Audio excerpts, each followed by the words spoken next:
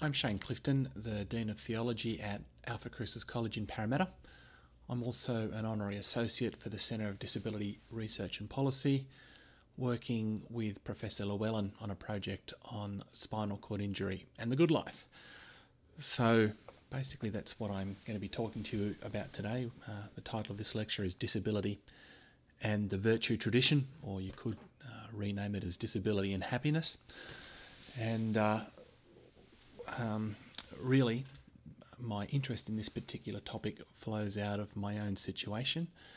So I'm going to tell you a little bit about myself and how my circumstances led me to the study of the virtue tradition and to reflections upon happiness, flourishing and the good life.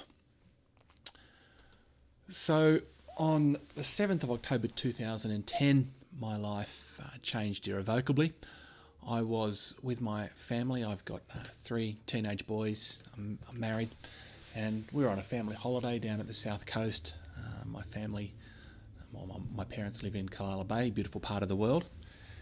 And at the local youth group in Nowra, the pastoral team there had been building skate and bike activities for the young people. So they'd built a jump. And it was quite a large jump. You can see pictures of it there, and the jump landed into a soft foam pit. It's the sort of thing you sometimes see at gyms. The idea of the foam pit, obviously, is that you can land without hurting yourself. Well, I took my kids there, and I was one of those sort of parents who always did everything silly with their kids. So they were jumping on their skateboards, having a good time. So I decided that I'd have a turn. And I was on a push bike. I took the jump and landed pretty well upside down, and as soon as I landed I knew I was in trouble. I didn't faint or anything like that, but I couldn't move a muscle in my body. I called out to my wife, who happened to be videoing it, and said, "Darling, I've broken my neck." She laughed at first. She just couldn't believe it, but it quickly became apparent that I wasn't joking. It was a horrifyingly scary experience. My head was buried underneath the pillows, or underneath all the bits of foam, and I really felt like I couldn't breathe and trapped. But my wife came in and kept me still while they called the paramedics. Eventually a helicopter came and flew me to Prince of Wales Hospital in Sydney. And as you can see by the picture there with the birthday hat, 2 weeks later I turned 40 in ICU at Prince of Wales Hospital. So I was left as a quadriplegic. There is this fantastic picture that you can see there, this wonderful x-ray. My break is in my 4th and 5th vertebrae there, so where those 2 pins are. And what that means is I'm a quadriplegic because 4 limbs are affected, but when I use the term quadriplegic or tetraplegic, people tend to think of Christopher Reeve, so when they think of quadriplegia, they think a person can't move anything other than their head and neck. But the break in the 4th, 5th vertebrae means that I've got sort of full movement and feeling from about the upper chest up, so I can move my shoulders, for example. I can move my biceps, which means as I'm sitting here I can lift this arm up, but got a bit of spasm there. What I can't do is get the tricep going. I can't get that arm to go the other direction. I've got no wrist or hand movement there.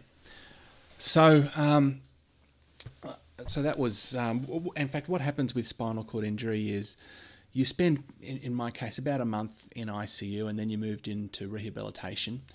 And you never know when you first have your accident how much recovery you will or won't get. So what happens is when you have a break or when you have a fall, you'll know that they say to keep a person really still. And that's because a lot of the damage to the spinal cord occurs after a break. What of course the vertebrae does is protects the spinal cord, and when the vertebrae are broken and then your head moves around or your back moves around, depending upon where the break is, that further damages the spinal cord. So when you first have the injury, the whole area swells up and you're completely immobilized from the area of injury down. But over time, you may get some recovery. And I've met people who, once the swelling went down, they recovered completely. I've met other people who got no recovery at all. That's called a complete injury. Sometimes you hear it described as a severed break. But in my case, my neck was damaged, but I got some recovery. None on this left side, but on the right side, I've got bicep, but I've also got tricep, so I can get that arm up the other direction. I'm not strong. My nieces and nephews love the fact that they can beat me in an arm wrestle. I also got some hand movement back, which, let me say, was a huge blessing. I can still remember it was a couple of months into hospital, and I was sitting there, just as you see, the muscles sort of move on their own a bit, and I was watching my thumb bounce, and I suddenly realised, hold on a second, I can stop that bouncing and I can start it again. And that was just this amazing thrill the first time I got a little bit of recovery. So they say you get the bulk of your recovery in the first 6 months. Up to about 2 years, you can still be getting neurological recovery. And at that point, it stabilises. So I've had this break for 5 years now, so my injury's stable. And essentially no recovery on that left side, but on the right side, I've got a bit of hand movement and arm movement, which is wonderful. It gave me some independence. So that was my accident. I spent a month in ICU and then a further 6 months, so 7 months in total at Prince of Wales Hospital in Randwick in rehabilitation. And when you're rehabilitating in a hospital and you're missing your family, you're really just focused on desperately wanting to get home. I mean, if anyone's had to put up with hospital food for a week, they'll know what I'm talking about. Try eating hospital food for 7 months. And let me tell you, you do that and you'll know what it is to be passionate about getting home. And I think maybe psychologically I'd built home up to be this sort of wonderful thing. Maybe almost in my mind I'd sort of imagined that once I got home, everything would go back to normal. And of course that was very naive, because when I did get home, that's when I really discovered what the spinal cord injury had done to me.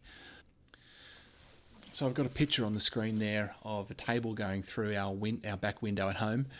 And what happened was the first night that I got home, I came into the house and my wife and the kids had put this wonderful welcome home banner on the wall with balloons, and they rushed over to me, wrapped their arms around me and my chair, and I stupidly forgot to realise that the chair was still on. So one of them accidentally leant on the joystick, and all four of us in a rugby scrum went straight through the back window. And look, it was quite funny at the time. You've got to laugh at disability. You've got no other choice. But to a certain extent, I think of that back window smashing as being symbolic, because it wasn't until I got home that I was really able to realise what it was that I'd lost. And, when people talk about spinal cord injury, they say, well, you're trapped in a chair. And I don't think that way. In fact, the chair is my liberation. When I'm trapped is when I'm in a bed unable to move. The chair is what gives me freedom. But the spinal cord injury obviously has drastic impacts upon the whole of a life. You're dealing obviously with you think what you've got is actually lack of feeling, but often what you've got is good quality feeling is replaced by aches and pains and nerve pain and various other things. You obviously, you're unable to move and feel in the way that you were before, and that has a big impact, for example, upon recreation. I can remember getting home in those initial instances, and what I used to do was, for fun, was to play with my kids, and I was a surfer and a golfer. So every chance I got, I was out and about, and all of a sudden, all of those physical things that I once did for pleasure, I couldn't do any longer, and the weekend had come around, and I think, well, what am I going to do with myself now? I can remember being bored and sad, but it has bigger impact upon those things as well. For many people, it influences their ability to work. In my case, I'm in one of the few professions that it actually helps to have a spinal cord injury, weirdly enough. I teach theology, as I've said, and the problem of pain gets right to the heart of the study of theology, topic for another day. But it's the impact, for example, on my ability to be a dad. I can, when you define parenthood in terms of the things, especially as an active father, that you do with your teenage boys, all of a sudden I sort of couldn't work out how to be a good dad anymore. And it took me a lot of months and years to get through that. Kids, of course, are resilient. I often get asked, how are the kids going? Hey, kids are wonderfully selfish, and I think that's good. They get on with their lives, but the real impact, I guess, of the injury is especially upon my wife. There's the obvious impact upon sexuality, and I think most people, if you were to ask them what's the hardest thing about the injury, it's the effect upon the bladder, upon the bowel, and upon sexual function. People are remarkably creative, and you'd be surprised. People often imagine that people in wheelchairs are asexual, but that's not the case. There is interested in sex, and they're as sexual as they were before an injury, but obviously they face big challenges and have to deal with big losses. But it's not only that. A marriage is built on mutuality, the give and take that goes with a truly loving relationship. And I think that was really difficult for us, because I had to struggle with the idea, well, what can I give to this relationship? Again, as a husband, where I might help by helping around the house, by driving the kids here and there, by cooking dinner, by cleaning up. All of a sudden, all of those things that are just an everyday part of a marriage, I couldn't do any longer. And so that was difficult upon me, but obviously it's very difficult upon Ellie, because she's obviously taking a burden that she didn't have before. Now, look, I'm not telling you all this because I want to be involved in a pity party. That's not the case at all. I'm just telling you the difficulties.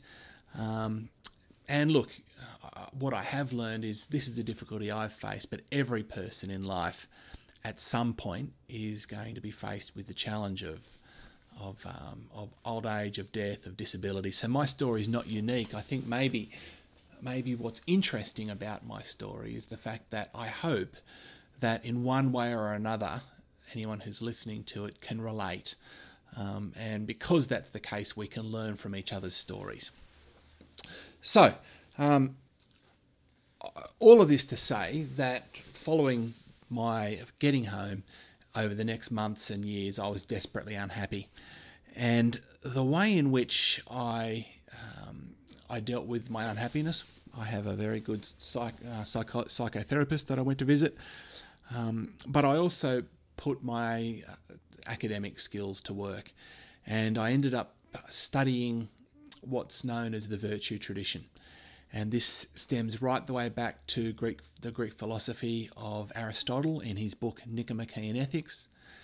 And the virtue tradition is really the study of happiness and the relationship between happiness and virtue. So I read Aristotle, and I read Thomas Aquinas, and I read some contemporary virtue philosophers such as Alistair MacIntyre. And I went ahead and wrote a paper, which I've had published in a journal. I think I've included that in your readings if you're interested. Happiness and Spinal Cord Injury, I think it's called. And so I want to share with you some of the insights I had from that study of the virtue tradition and its understanding of happiness. I should note that in the middle of this research, I also came across the discipline of positive psychology, which has a very close resonance with the virtue tradition. And so I'm actually going to be drawing on both of these in my discussion of disability and the good life, or disability and happiness today. So that's my story. That was the study that I was involved with. I went from really thinking about my own life then and met Professor Llewellyn, and now we're involved in a broader project where I'm interviewing other people with spinal cord injuries and trying to understand how they both live the good life with their high-level quadriplegia and understand what the good life is. Okay, so the place to start is with the definition of happiness. And when Aristotle's doing this, he starts with some illustrations. He says, for example, we often think of happiness as being related to money. There's his first example. But he goes, no, money isn't happiness. Money isn't an end in and of itself, but we use money for some other end as a way of accessing happiness. So, and of course, this is Aristotle back thousands of years ago. There's been lots of studies done in the 20th century on whether money makes you happy, and those studies do conclude, by the way, that you need a minimal amount of money to be happy. So people in extreme poverty aren't happy, but once you've achieved a certain baseline money, then the amount of money that you do or don't have makes absolutely no difference to your happiness or well-being. So Aristotle then looked at some various other ways of conceiving of happiness, but the thing that he spent most of his time focusing on was the idea of happiness as pleasure. And if I was to really talk to contemporary people about how they understood happiness, this is probably where they focus their attention. We think of happiness in terms of our emotions. We pursue pleasure by going out on parties, by being involved in extreme sports or whatnot. However we do it, we spend a fair chunk of our life in the 20th and 21st century in the pursuit of pleasure. And Aristotle was pretty quick to dispense with the relationship between pleasure and happiness. He says positive emotions actually don't lead to happiness. And the reason that he said this should actually be pretty obvious. It's because positive emotions come and go according to our circumstances. We're happy one day in that sense and not in another. And he says, actually, when you look at what happiness is, we're looking for something deeper than pleasure. He says, and I've got the quote on the slide there for you. Aristotle says, "For one swallow does not make a spring, nor does one fine day. And in this way, one day or a short time does not make someone blessed and happy either." And one way of thinking about what that quote means might be you're walking with your friend down the street and you see a couple of drunks in the gutter drinking very cheap alcohol, laughing. And you might be able to ask yourself, well, are they happy? And of course, you might be able to say, well, they're experiencing positive emotions. But when you look at them, it's pretty obvious that they're broken and that their life is in some ways very sad. So happiness has, the sort of happiness that I'm interested in here in connection to the good life has a deeper, is deeper than just pleasure. Now, when I was first dealing with this, that for me was just a sort of a great realization. Here I was desperately unhappy because I couldn't experience many of the things that I did before for pleasure. And here was Aristotle reminding me that there's a deeper happiness that I can get, one that transcends, sporting activities or surfing, etc. And it's interesting because that's Aristotle. When you get to the discipline of positive psychology, famous people such as Martin Seligman have identified what he calls the hedonist paradox. He notes the extent to which the pursuit of pleasure as an end in and of itself leads inexorably to boredom. Pursuing happiness through positive emotions is a dead-end street.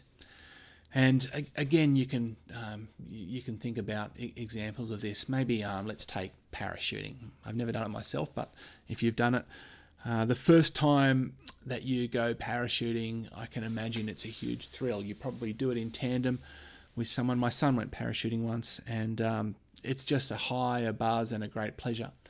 Do it a second time, and it's probably still fun.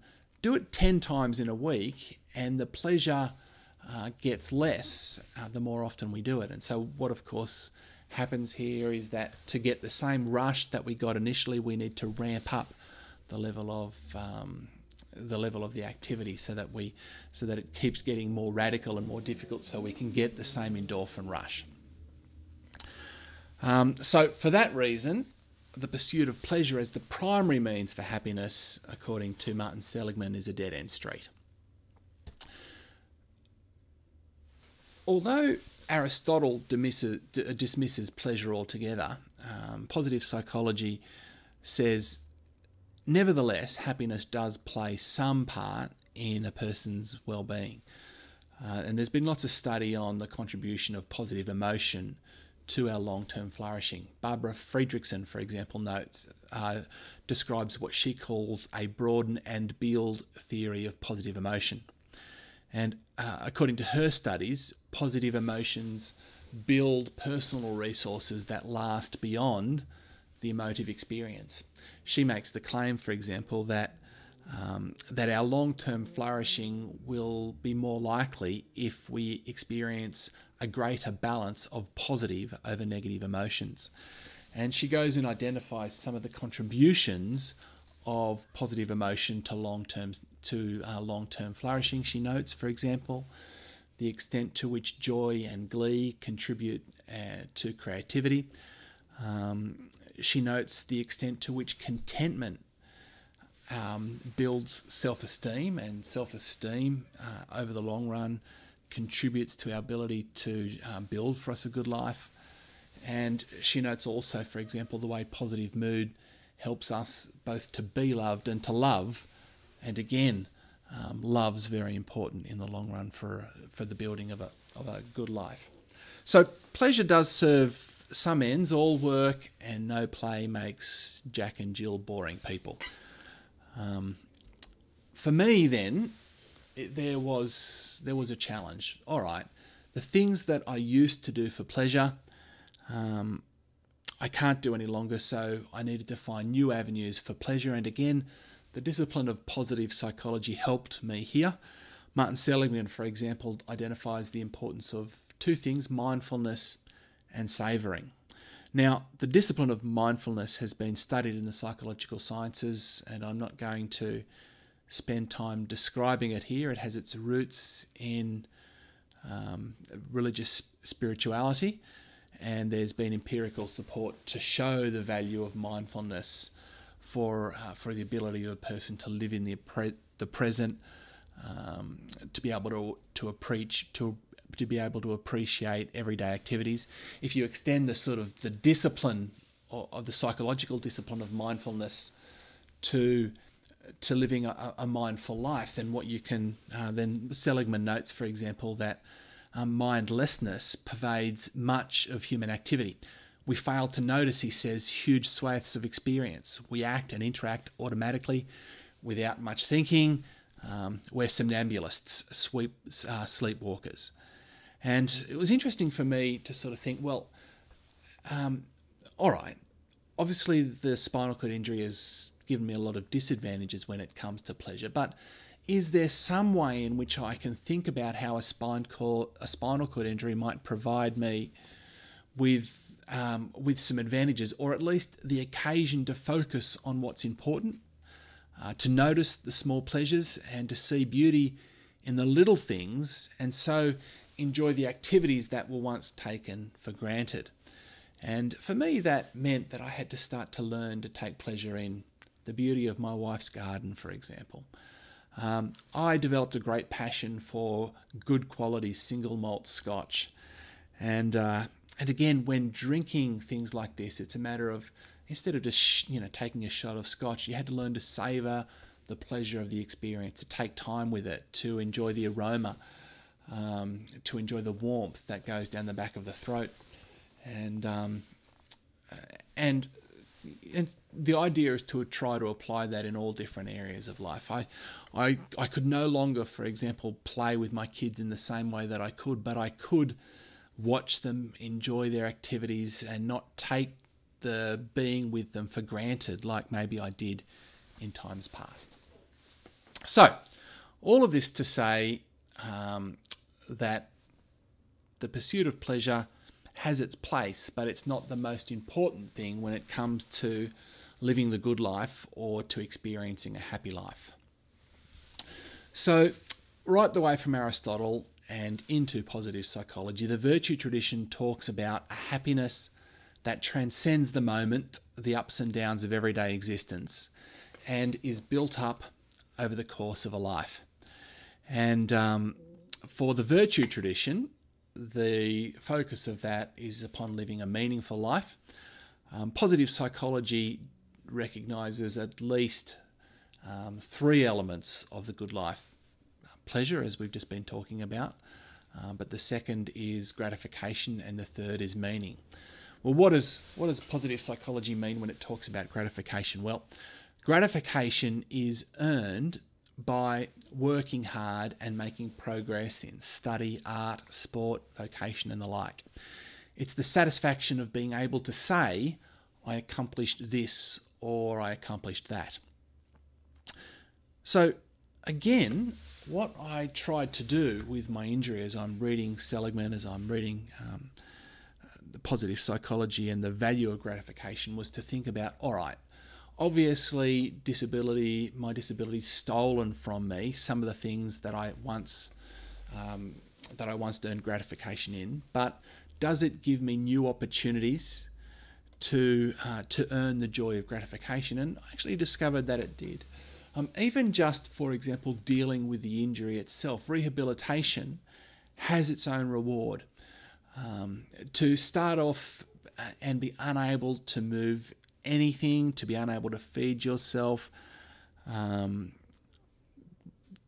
be unable to get out and about the city, to learn to do all those things is strangely satisfying.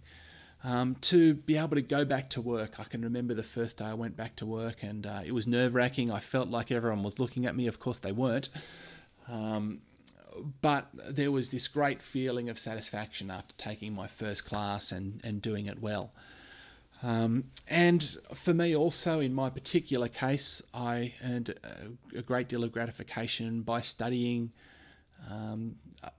Aristotle, Thomas Aquinas, McIntyre, and all of these people. I was able to put the things that I could do into practice, in my case, academic study, and write some academic papers.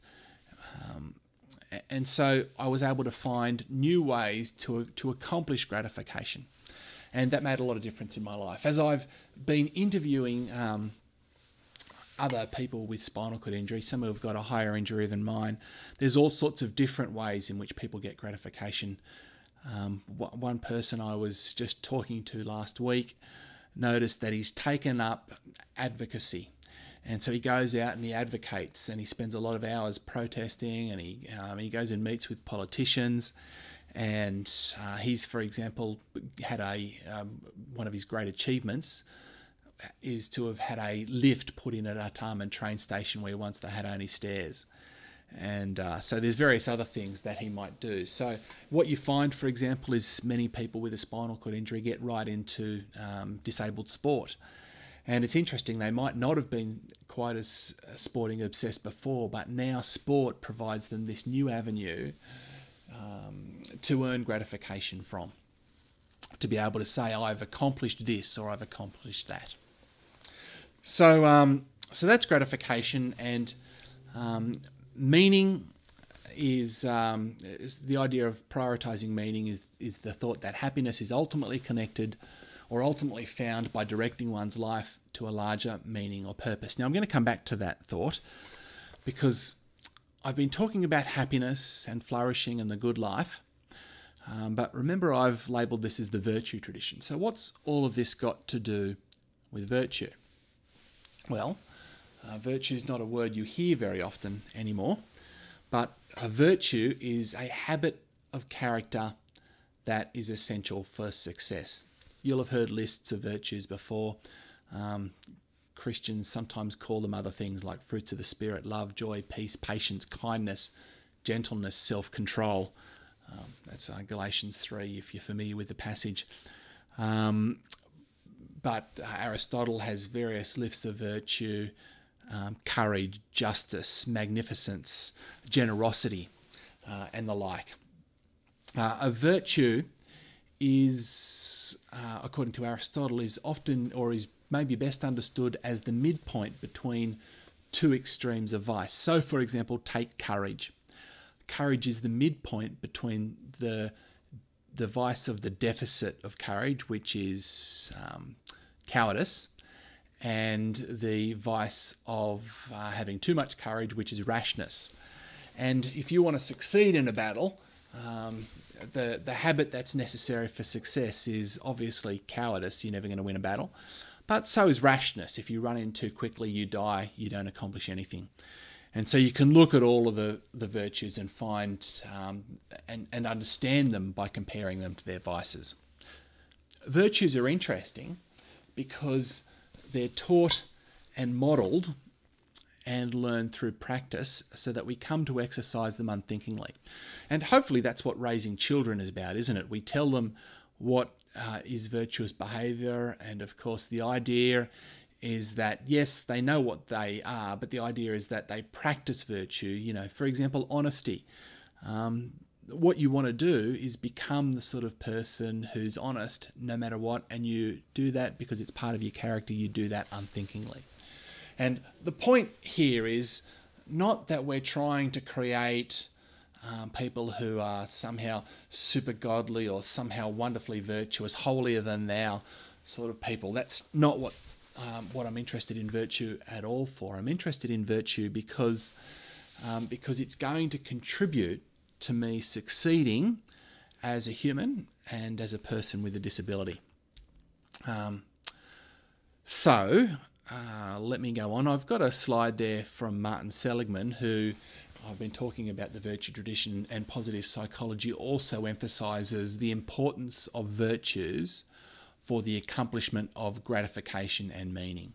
So Seligman identifies 6 virtues that he's taken from various traditions: wisdom and knowledge, courage, love and humanity, justice, temperance, spirituality and transcendence, and then he connects those to what he calls 24 signature strengths. And look, you can read those in your own time or look them up.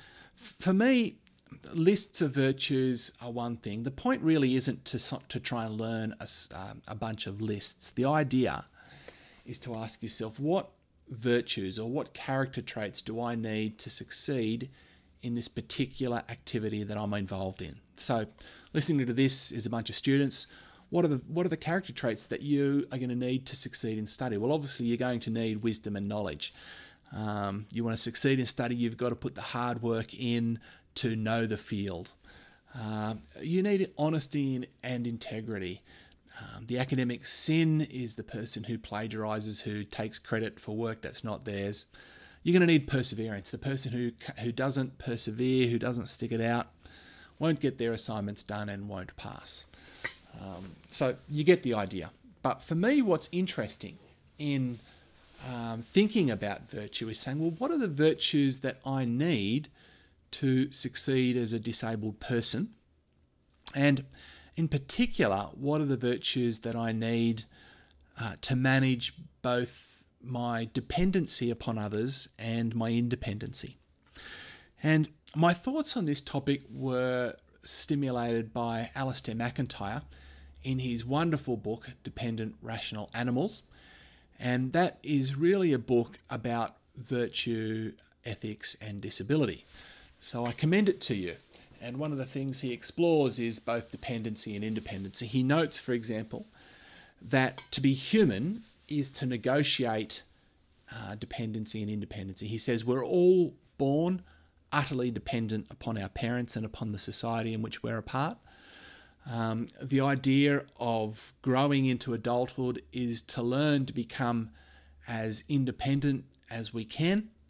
But obviously that independence is always framed by a certain degree of dependency. We're actually interdependent upon one another at all points in life.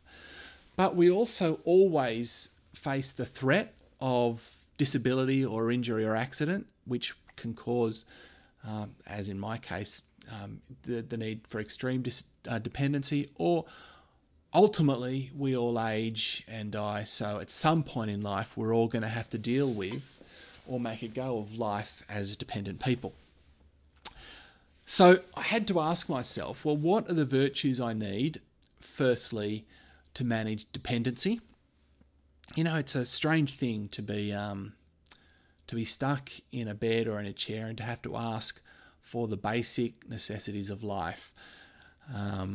You know, to do that, you've got to, for example, exercise both humility and gratitude. You've got to be not too high and mighty to ask for help, and you've got to be thankful. I had this need to recognise humility when one of the first times I'd gone out of hospital on my own, and I was in Randwick, and I'd gone to Parramatta where my college was, and I'd gone to teach a class. But I'd gotten to Parramatta train station, and I'd forgotten to empty my catheter bag before I left. So here I was out and about, and at this stage I hadn't learned how to open my catheter bag. So what I had to do was to ask complete strangers whether they could give me a hand emptying my catheter bag. And I asked 3 people before someone said yes. The first 2 people thought that was strange. They thought I must have been some sort of creepy old disabled guy, maybe wanting to mug them. Who knows? But it takes a certain sort of gumption, wit, and humility to be able to sort of do that. I was talking to another friend of mine recently. He goes, and his injury was higher for mine. He says he needs to ask someone for everything, even just to eat. And he goes, it's not about manipulating people, but you've got to learn to be thankful, to exercise gratitude. If you've got the right spirit, then you'll manage dependency. But if you don't, if you're angry, if you just demand to get treated a certain way, then you're going to find it pretty hard to be disabled. So there's some virtues of dependency, and I'm sure you can think of others. But I've also had to learn virtues of independency. Obviously, you need to be ambitious. You need to want to do more than you are at the moment. You need to exercise a certain amount of courage. As I said before, in the early days, just getting outside the hospital was scary. You've obviously got to persevere, learning to eat, learning to do the difficult things in life. Just requires repetition and hard work. Now, I'm not saying this, talking about virtues. I don't want to leave the impression that I'm an especially virtuous person. One of the things I really hate about discussion of disability is that people always say, Shane, you're so inspiring. And look, that's just bullshit. I shouldn't say that as a theologian, should I? Might have to reverse that off the tape. But we're not people with disabilities are no more or less inspiring than anyone. All we're doing is our best to make the most of a difficult situation. That's not inspiring. I haven't chosen to run into a burning building to save a dying kid. All I'm doing is my best to live a happy, flourishing life in the context of quadriplegia. All right, so that is the relationship between virtue, gratification. Where have we gone so far? So I started by noting the hedonistic paradox. The pursuit of pleasure as an end in itself leads inexorably to boredom. Pursuing happiness through positive emotions is a dead-end street. I then looked at gratification, thinking about the internal reward that comes from acting virtuously and succeeding in the activities that we consider to be valuable. And thirdly, and here's a quote from Martin Seligman, just as the good life is beyond the pleasant life, the meaningful life is beyond the good life.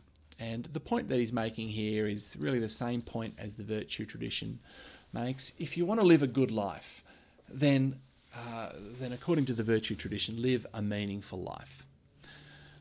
Live a life directed toward meaning. A meaningful life's a life about which you can tell a story, or maybe be a part of, or maybe participate in stories that are bigger than your own. And for me, part of that meaning has been worked out through my Christian faith.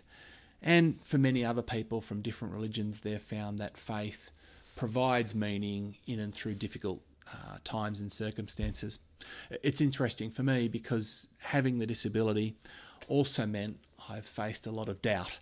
And so that's certainly been one of the things as a theologian I've had to think through, negotiating faith and doubt in the face of the question, God, where are you? but nevertheless realizing that that in the darkest and most difficult times, it's often the sense that God is with me that's helped me get through. So that's my situation, but it's also the case that many people get meaning in different areas. So, for example, a lot of people find their meaning in family and friendships, and certainly I get a lot of meaning from that. Look, it's just my family have made all the difference. We've always gotten meaning from family and friends, but maybe we didn't realise how fantastic they are until we go through a difficult time. And it's only having a spinal cord injury that you suddenly realise how amazing my wife and my children are. And my brothers, for example, our relationship has gone from strength to strength as together we've dealt with this spinal cord injury, my parents, etc. And look, there's lots of other places in which you can get meaning, for example, from community service. Many disabled people, for example, work with disabled groups in advocacy or in helping people going through new injuries. The peer support program, for example, is one way in which people who've been a quadriplegic for a long time can help out others and obviously get wonderful meaning out of doing that.